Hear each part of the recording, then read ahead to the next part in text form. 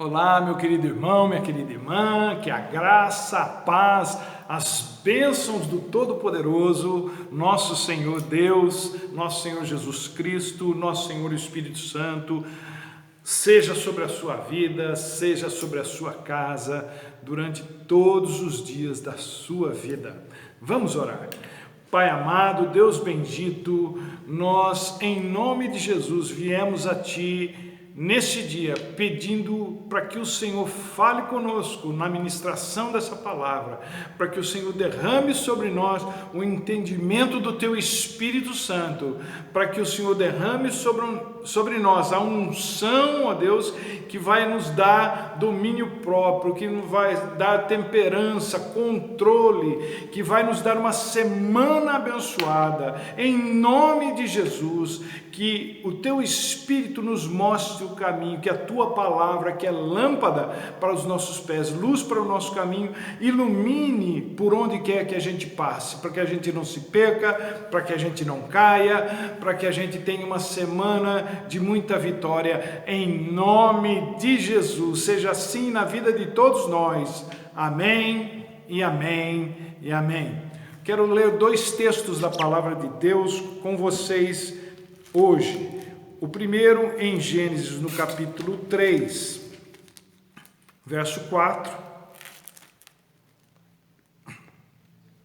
Gênesis 3, verso 4 diz o seguinte: Disse a serpente à mulher: certamente não morrerão. Deus sabe que no dia em que comerem do fruto, seus olhos se abrirão e vocês serão conhecedores do bem e do mal, como Deus. Agora nós vamos ler lá Filipenses, no capítulo 2. Filipenses, carta de Paulo aos Filipenses, capítulo 2, versos 5 e 6. Diz o seguinte: Tende em vós o mesmo sentimento que houve em Cristo Jesus, que, embora sendo Deus, não considerou ser igual a Deus. Antes esvaziou-se a si mesmo, vindo a ser servo, tornando-se semelhante aos homens. Acabei lendo o versículo 7 também. Bom, gente, embora as traduções mais recentes substituam a palavra sentimento por atitude, não é? A NVI, por exemplo, seja a atitude de vocês a mesma de Cristo Jesus. Eu gostaria de fazer uso da versão mais antiga, justamente por causa da palavra sentimento, porque é por esse caminho que eu quero seguir com vocês hoje. Sentimentos. No domingo passado eu disse a vocês que é mais fácil falar de Jesus do que falar da gente, porque Deus é direto, Ele é simples. Ele fala assim: você precisa? Eu tenho, então toma aqui. Mas nós somos complicados e cheios de sentimentos descompassados, de pensamentos desequilibrados. Nós somos instáveis, essa que é a verdade. Então, eu quero falar com vocês sobre essa questão dos sentimentos. E esse negócio de sentimento é uma coisa muito interessante e, como dizem, seria cômico se não fosse trágico. E é trágico porque acaba nos colocando em situações bastante constrangedoras. Nós, cristãos, não podemos ter dúvida, eu não tenho, espero que você também não tenha dúvida, de que nós somos seres espirituais passando por uma experiência humana, como bem disse o Teilhard de Chardin. Mas acontece que os sentimentos, eles falam muito alto dentro de nós. E para ser sincero, na maioria das vezes eles falam bem mais alto do que a própria voz de Deus no nosso coração. A gente acaba indo por eles ao invés de ir pela palavra de Deus. E isso nos deixa em situações muito complicadas, situações muito difíceis de serem encaradas, enfrentadas, muito difíceis de serem resolvidas. Deus foi quem nos proveu de sentimentos, é claro, sei disso. Mas o problema dos sentimentos é que com a queda do homem, lá em Gênesis 3, eles passaram a nos mover quase que invariavelmente na direção contrária à palavra de Deus, contrária ao propósito de Deus para as nossas vidas. No domingo retrasado, nós fizemos uma analogia entre a árvore do conhecimento do bem e a caixa de Pandora. Hoje eu quero fazer uma outra analogia com a árvore do conhecimento do bem e do mal. Eu quero compará-la com o Google. O Google. Quem quer informação, acessa o Google. E lá a gente tem informação tanto para o bem quanto para o mal. Você encontra informação desde como construir uma casa, que é uma coisa boa, como fazer um prato de comida, uma comida elaborada, e isso é muito bom. E até você encontra informações de como construir uma bomba, que é uma coisa altamente destrutiva. E lá no Éden, a serpente, ela foi usada pelo diabo para chegar ao casal. A serpente, ela não foi criada pelo diabo, ela fora criada por Deus. E Deus tinha, quando criou tudo, os animais, os répteis, achou que tudo era muito bom. Agora, a estratégia do diabo foi usar algo bom que Deus havia feito para criar algo ruim, que era o que ele estava fazendo. Foi tirar a atenção daquilo que era bom, enquanto planejava algo ruim, enquanto fazia algo ruim.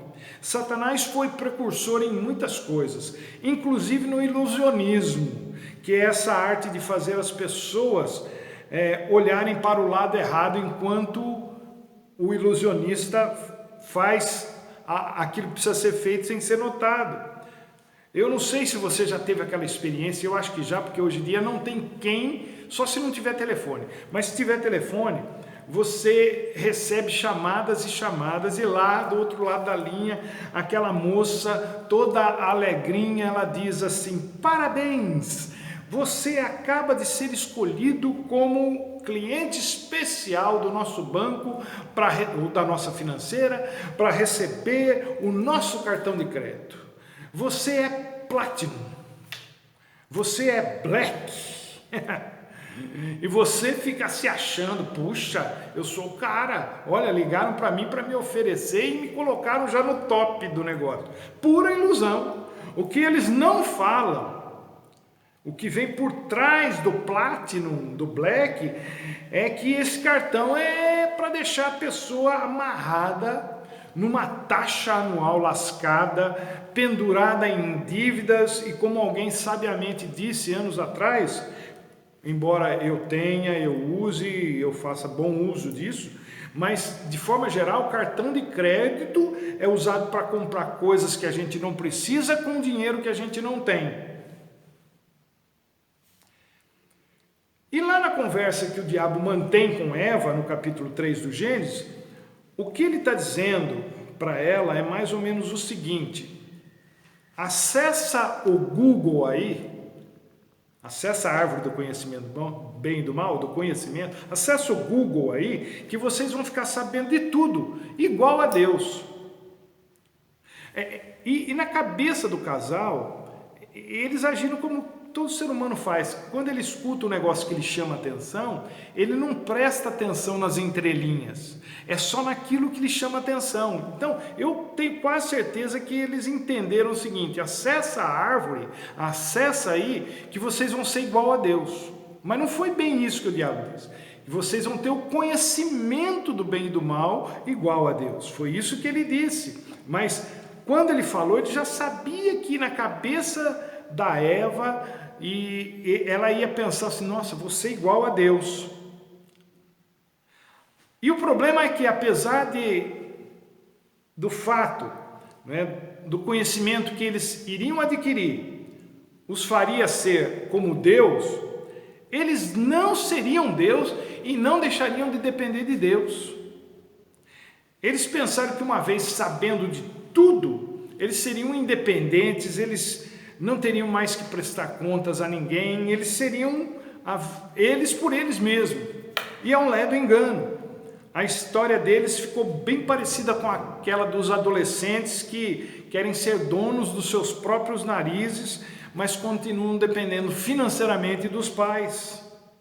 Eles se acham, mas não têm condições de se manterem por conta própria. Então eles falam, não me digam o que eu posso fazer, o que eu não posso fazer, eu sou livre, eu faço o que eu quero, eu mando a minha vida. Tá certo, então se vira.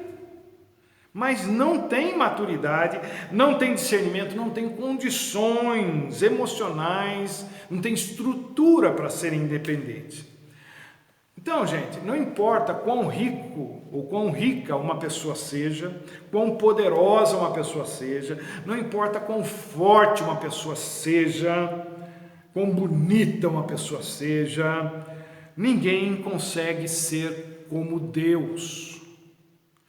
O Google, assim como a árvore do conhecimento do bem e do mal, só tem informação, mas não faz de ninguém Deus. Deus está numa categoria única e tudo mais está abaixo dele, bem abaixo dele. A distância entre Deus e qualquer criatura é e sempre será abissal, é impossível de ser medida. É comum, por exemplo, a gente assistir esses comerciais, esses marketings de roupa e de tênis, de sapatos, essas coisas, no sentido que eles dizem assim, use a roupa que fulano está usando e seja poderosa como ela. Use o tênis de Michael Jordan e seja o cara do basquete. Sinta-se o cara. Você pode até se sentir, mas não é. Usar a capa do super-homem não torna a pessoa um super-homem. Da mesma forma, ter conhecimento do bem e do mal não nos torna deuses.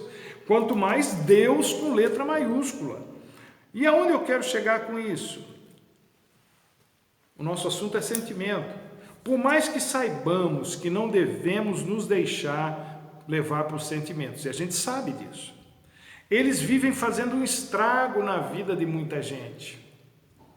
Aí no mundo tem essa campanha, siga o seu coração. Mas quem conhece a palavra de Deus sabe que isso é uma bobagem. Nós temos muita informação sobre os sentimentos, os prós e os contras, mas isso não muda absolutamente nada na hora de tomarmos decisões.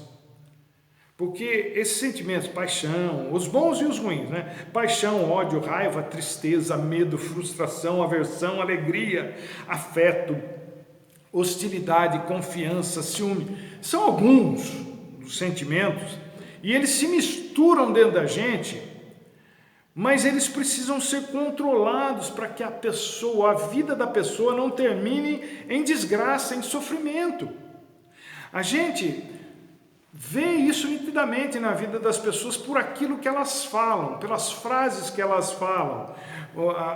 Tem gente que diz assim, eu estou me matando por causa desse relacionamento, ou eu estou me matando por causa do serviço, ou eu estou morrendo por causa da família, eu estou me matando por causa do trabalho, ou eu estou me matando, né, por causa da minha carreira, etc, etc. Então, quando a pessoa chega no fim da vida mesmo, ela acaba percebendo que tudo o que fez durante sua vida foi estar morrendo e não estar vivendo, porque ela está sempre se matando ou está morrendo por causa de alguma outra coisa que está acontecendo na vida dela. Então a gente passa a vida se matando em doses homeopáticas, nos suicidando aos poucos. De que forma?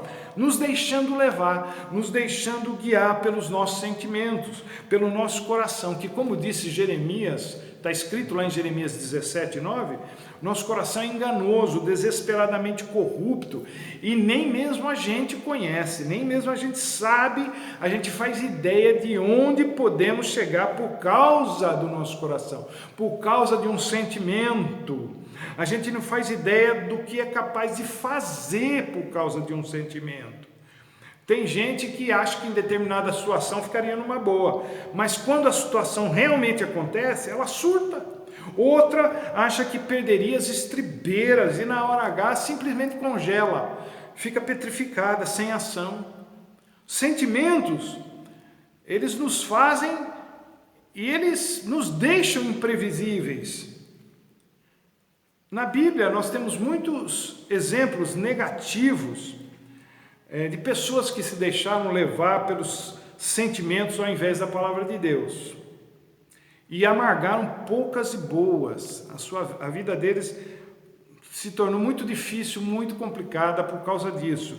Por exemplo, Caim matou o seu irmão por causa do quê? De uma mistura de sentimentos ruins e esses sentimentos tomaram conta dele de tal forma que ele não se conteve, ele não controlou, foi lá e matou o irmão. Sei lá o que se passava no coração dele, ciúme, inveja, despeito, ódio, não se sabe. É isso tudo e muito mais. Os irmãos de José também, os filhos de Jacó, que eram os irmãos de José, também tiveram esses sentimentos de inveja. Sansão foi destruído por causa de uma paixão, e Davi quase foi destruído por causa de uma paixão.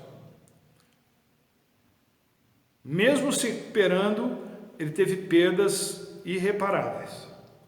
Judas, o Iscariotes, terminou sua vida tragicamente por causa de um coração que alimentava essa coisa financeira, o amor ao dinheiro. João Batista, ele foi decapitado por causa de uma mulher que o odiava, e o odiava por causa da maneira que ele expunha o pecado dela. Essa mulher se chamava Herodias. Então, tem muitos casos. O apóstolo Paulo diz, então, que é para a gente ter um sentimento diferente desse, que não é para a gente ter o sentimento que Caim teve, que não é para a gente ter o sentimento que os irmãos de José tiveram para com ele, que Sansão e Davi tiveram, que Judas teve, que Herodias teve, que o próprio diabo teve, que também quis ser igual a Deus. Não, Paulo disse para a gente querer ter o mesmo sentimento, a mesma atitude que Jesus teve durante a sua passagem por essa terra em forma humana.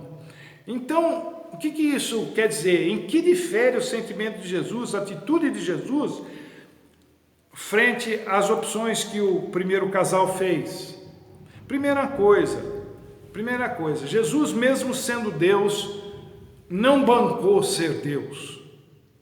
Para começar, Jesus fez o caminho inverso do casal. Ele desceu enquanto a gente quer subir. O próprio Satanás, como eu disse, havia tentado sem sucesso ser Deus. Agora, ele tenta fazer o ser humano querer aquilo que ele mesmo não havia conseguido. Jesus não. Jesus, mesmo podendo fazer o que quisesse, não fez. Mesmo tendo poder para exterminar quem quisesse, não fez. Isso sempre me chamou muito a atenção e é o que eu mais admiro em Jesus. Ele nunca usou o seu poder em benefício próprio. Ele nunca tirou vantagem de ser quem era. Como Deus é diferente de nós. Como o pecado nos desfigurou. Eu realmente não tenho nenhuma vocação para ser Deus, né? A gente, porque a gente não é nada, como eu disse outro dia, a gente é pó, como a Bíblia diz, né? Não como eu disse, a Bíblia diz que nós somos pó. A gente não é nada, mas cresce diante de alguém mais fraco, diante de alguém que está numa posição inferior. Há uma gana no ser humano de ser mais poderoso que os outros só pelo prazer de ter o domínio. Não é para ajudar, não é para tirar de si para dar para quem não tem, não, é só para ser superior. E é contra isso que Paulo escreve aos Filipenses: olha, não queiram ser melhores, não queiram ser superiores a ninguém, façam como Jesus, que sendo Deus, não quis se valer disso na sua vida terrena. Ele não usou da sua divindade para subjugar ninguém, ele não usou da sua divindade para tirar vantagem de dinheiro de ninguém, ele não usou da sua divindade para destruir ninguém, muito pelo contrário. Os sentimentos de Jesus, as atitudes de Jesus foram em prol daqueles que nada tinham, mas ao mesmo tempo também foram em favor daqueles que se aproximaram dele para tirar vantagem ou para desprestigiá-lo. As atitudes e sentimentos de Jesus foram tanto a favor daqueles que o odiavam, como daqueles que o amavam. O sentimento de Jesus, a atitude de Jesus, baseava-se exclusivamente na sua decisão de cumprir a vontade do Pai. O sentimento de Jesus, a atitude de Jesus, baseava-se na sua disposição, ou seja, na sua não posição. É isso que significa disposição, não posição. É abrir mão da posição. Por isso ele se esvaziou de si mesmo. Então Paulo está dizendo para a gente não crescer em cima do, não querer ser quem não é. Esse desejo de prevalecer, essa síndrome de Lúcifer que nos acompanha desde o Éden, tenha o mesmo sentimento, a mesma atitude que Jesus teve. Não queira ser Deus. Esse querer ser Deus é um sentimento maligno. O sentimento divino, a atitude divina é descer até o outro.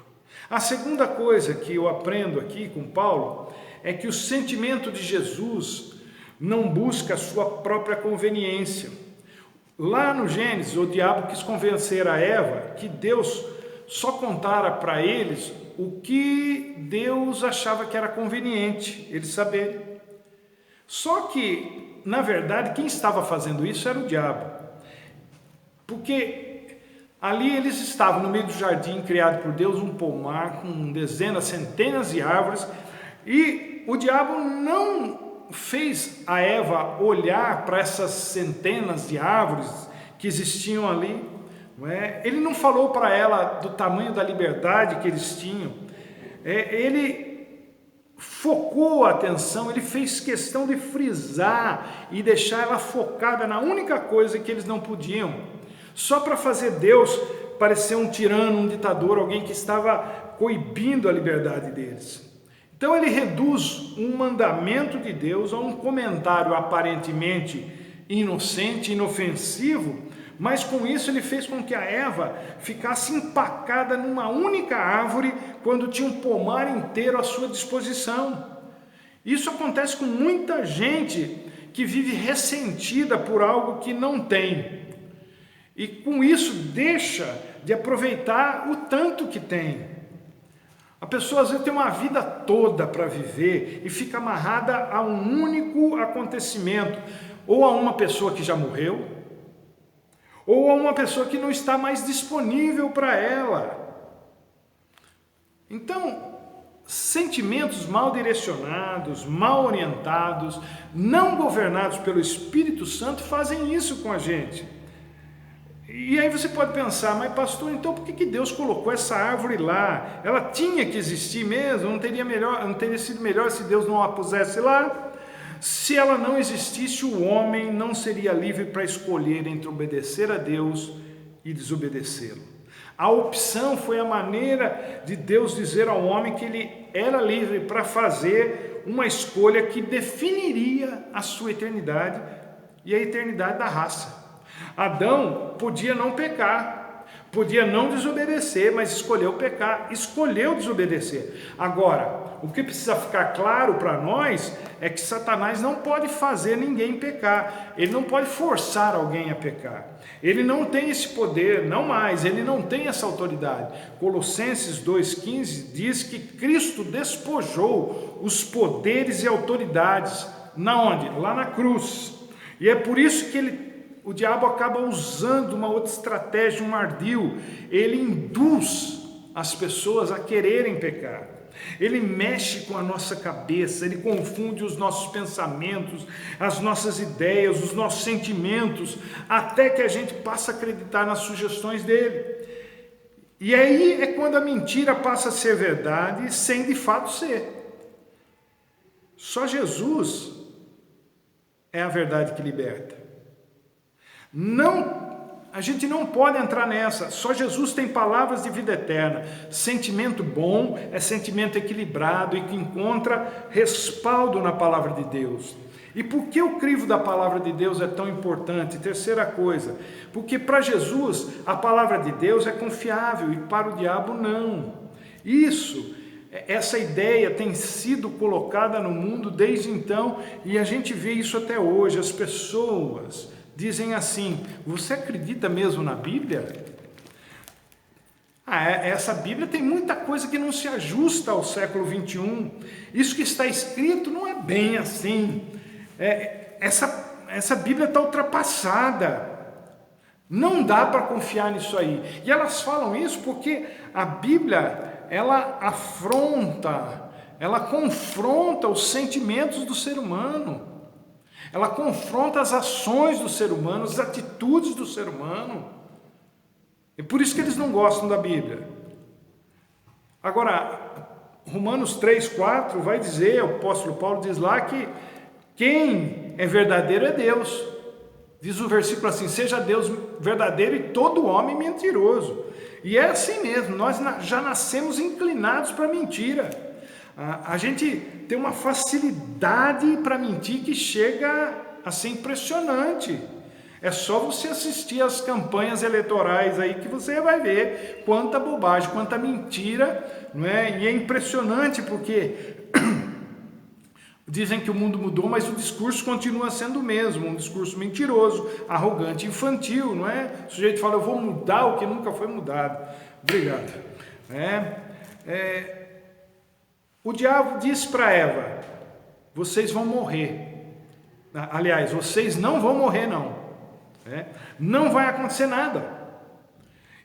E vejam como é que nós estamos hoje, emocionalmente instáveis, cheios de neuroses, psicoses, cheios de sentimentos ruins, com uma visão totalmente deturpada da vida e da relação que precisamos manter com o próximo, com Deus, com o meio ambiente.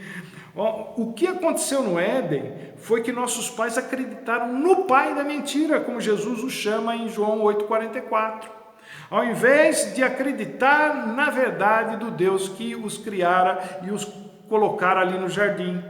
E como acontece com toda mentira, aquilo que a gente faz num segundo nos torna reféns disso por muito tempo.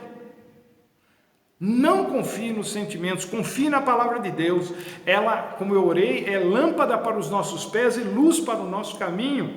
Com ela não tem meio termo, com ela não há espaço para dúvidas, é sim, sim, não, não. E por último, gente, Deus nos disponibilizou o seu Espírito Santo. Jesus disse assim: e recebereis poder ao descer sobre vós o Espírito Santo. Palavras de Jesus, isso aí. Mas poder para quê? Entre tantas coisas, é para nos ajudar a ter domínio próprio. O fruto, eu gostei muito da frase de um pastor e eu vou usar aqui com vocês, vou tomá-la emprestada. O fruto do Espírito Santo é o fim do ioiô emocional. Aquele negócio de altos e baixos, altos e baixos. Deus não deseja que vivamos numa instabilidade emocional, pelo contrário. Mas para isso a gente precisa se concentrar naquilo que crê e não naquilo que sente.